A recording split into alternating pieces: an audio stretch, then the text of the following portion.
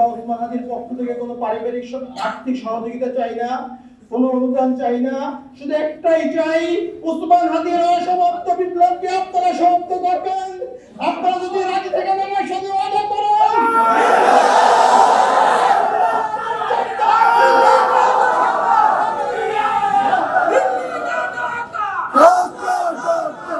হাদি যখন গুলিবিদ্ধ হয়েছে, একই রিকশার বাম পাশে আমি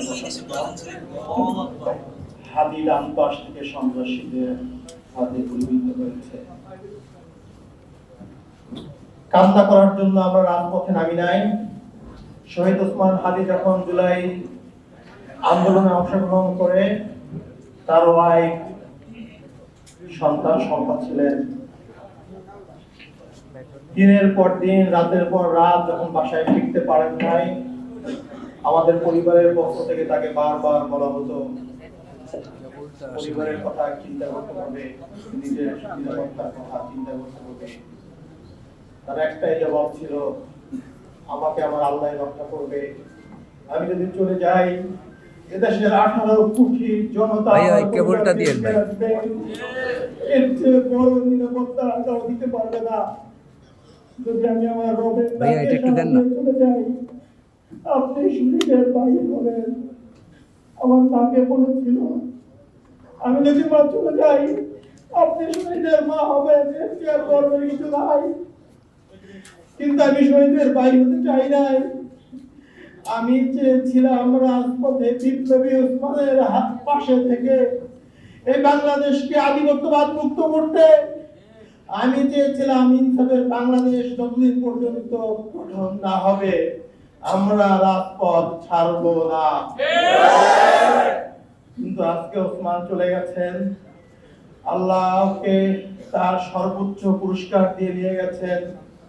শুক্রবারে জুমার নামাজের পরে সে গুলিবিদ্ধ হয়ে পরবর্তী শুক্রবার রাতে সে ইন্তেকাল করেছেন।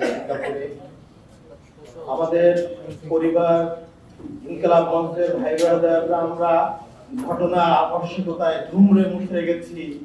আমরা এখনো স্বাভাবিক জীবনে ফিরতে পারি নাই। জানি না আমরা স্বাভাবিক জীবনে ফিরতে পারবো কিনা।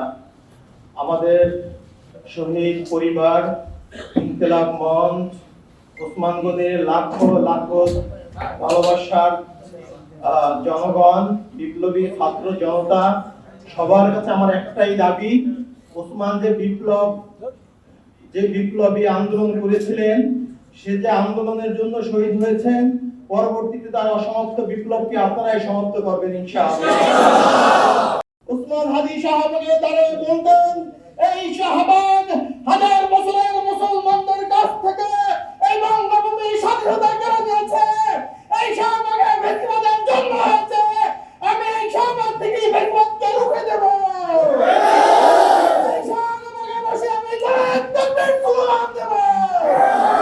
যদি আপনারা হাদিকে ভালোবাসেন, হাদির হত্যার বিচার চান, এই শাহবাগকে বেশিবাদ মুক্ত, ভারতীয় আধিপত্যবাদ মুক্ত কায়েম করতে হলে আপনাদেরকে আন্দোলন অব্যাহত রাখতে হবে। আমি আমার বক্তব্য শেষ করছি। আপনারা হাদির আশপাশের সন্তানদের জন্য দোয়া করবেন, ওরা জন্য দোয়া করবেন। হাদির ছোট বোন, আমার বাবা মৃত্যুর পরে আমরা দুই ভাই অসহায় ছিলাম। আমার ছোট বোন আমাদেরকে বড় করেছে, তার পিছনে টাকা দিয়ে আমাদেরকে পড়াশোনা করেছেন। ও খুব বেশি অসহায় হয়ে পড়েছে, মানসিকভাবে অসুস্থ হয়ে গেছে। খাস করে ওর জন্য আপনারা দোয়া করবেন। আল্লাহ আপনাদেরকে ওসমানের স্বপ্নকে বাস্তবায়ন করার তৌফিক দান করুন।